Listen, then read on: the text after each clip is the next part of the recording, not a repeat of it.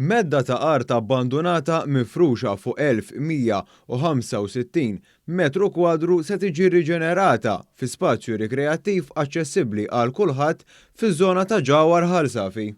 Il-proġett li ser isir b'investiment ta' 200,000 euro ser ikun qed iħares l-ambjent bil-ħsieb li jinbena ġibjun taħt l-art biex jaħżel l-ilma tax-xita li jintuża għat-tisqija tal-istess ġnien.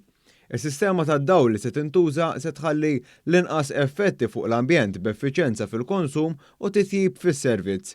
Saħansitra ser tintuża sistema ta' battery storage biex l-enerġija li tkun iġġenerata matul il-ġurnata ma tinħeliex u tintuża matul il-lejl.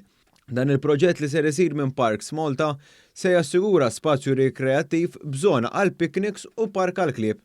Il-kap eżekuttiv ta' Parks Malta, Adrian Attard, tenna kif l-entità hija impenjata li taħdem ma' aktar kunsilli lokali biex tkompli tipprovdi postijiet rikreattivi u ta' kwalità għad gawdija tal-pubbliku in ġenerali.